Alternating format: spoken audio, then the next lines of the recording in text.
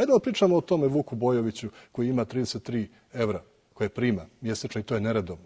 Ko može danas u Crnoj Gori zaista posle 40 godina i 7 mjeseci radnog staža da živi od tih 33 evra? Hajde da pričamo o svim tim ljudima koji se bore za svoja prava, koji zaista žele da osjete državu iza svojih leđa, koji će zaista da vide prije svega koliko je njima država dužna. Hajde da napravimo tu evidenciju. Hajde da vidimo šta je bilo od te imovine, ko je stvarao tu imovinu. Zašto je ta imovina, zašto su nastale podjele? Pa podjele u Crnoj Gori nisu nastale zbog toga što je neko htio da se dokaže da je veći Srbin, Crnogorac, Musliman, Bošnjak, Hrvat i Albanac. Ne. Htjelo da se izvrši preraspodjela društvenog bogatstva. Htjelo da se ono što je nekada pripadalo nama svima, danas pripada samo jednom uskom krugu pojedinaca koji su pobjednici procesa tranzicije. Ali nemojmo da zaboravimo te ljude. Ta industrija, ta privreda nije nastala tek tako. Oni su stvarali, oni su ulagali, oni su odvajali sredstva, na primjer za taj stambeni fond. Hajde da vidimo koliko ljudi danas u Crnoj Gori, koliko u vašoj kući ima ljudi koji su odvajali zaista svake godine u taj stambeni fond. Jesu li riješili stambena pitanja? O tome hajdemo da pričamo. Nemojmo da pričamo o nekim globalnim temama. Jer kada su me pitali, gospodine predsjedniče, čega se sjećate iz prethodnih predsjedničkih kampanja? Ja sam morao da priznam ničega. Ja se zaista ničega ne sjećam onoga što je nešto bilo korisno, što je donelo benefit Crnoj Gori. I zbog toga sam ponosan na ovu dostojanstvenu i mirnu kampanju koju sprovodimo u Crnoj Gori. Dobro, u političkoj javnosti ste prepoznati kao čovjek evropskih integracija. Pa mene je za ponos da sam bio predlagač deklaracije o evropskim integracijama, predlagač sam i zajedno sa Odborom za evropske integracije, predlagač sam i rezolucije o ispunjavanju obaveza shodno sporazumu o stabilizaciji i pridruživanju. Također smo sada u Skupštini Crne Gore donijeli odluku o formiranju savjeta za evropske integracije, mada retorički bi rekli da svi to koristimo u ovoj predsjedničkoj kampanji vrlo malo. Da zaista ne čujem toliko priče, toliko sukoba mišljenja o tome što su zaista evropske integracije. Za mene i po meni su evropske integracije prije svega ustanovljavanje evropskih standarda u svim sferama života.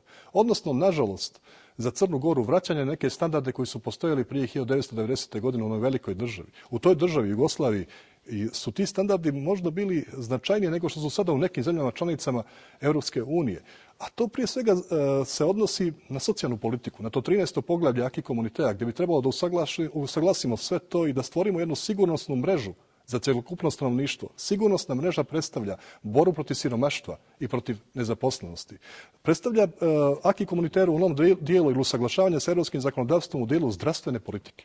Da vidimo koje to benefite mogu da osjete građani Crne Gore po pitanju zdravstvenih reformi, u reformima obrazovanja, u reformi zaposlenosti i svega onoga što nas čeka u budućnosti. Dakle, europske integracije nisu samo dvije riječi. Europske integracije prije svega je promjena sistema vrijednosti koji danas postoji u Crnoj Gori.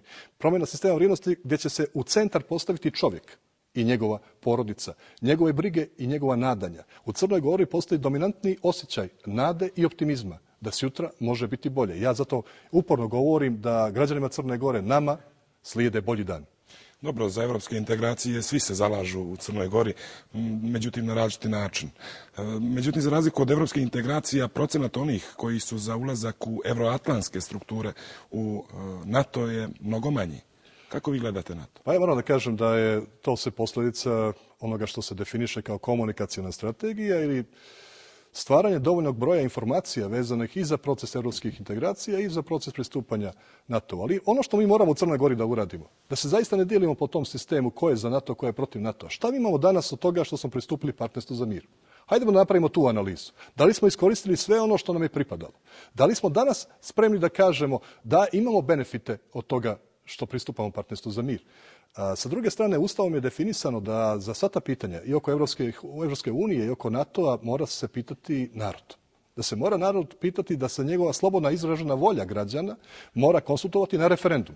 Ja kao predsjednik Crne Gore apsolutno ću raspisati i referendum za ulazak u evroatlantske integracije i za referendum za ulazak u Evropsku uniju. I u pravu ste. Postoji ogromna razlika u podršci stanovništva. Kažu da je 72% zadnje podrška vezana za pristupanje Evropskoj uniji, a da je negdje oko 30% za pristupanje NATO-u. Ali tu odgovornost snose svi. Da li smo zaista dovoljno objasnili benefite ili one druge štetne stvari vezane za pristupanje jedne druge situacije? Ali što je najbitnije, političari nisu tu da tumače slobodno izraženu volju. Ne, oni su tu da omoguće da građani Crne Gore na referendumu jasno kažu da li su za pristupanje NATO ili nisu.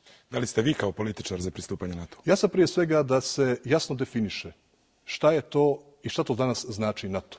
Mi smo danas kao Crna Gora imamo svoju delegaciju u Parlamentarnoj skupštini NATO. Tu delegaciju ima i Srbija.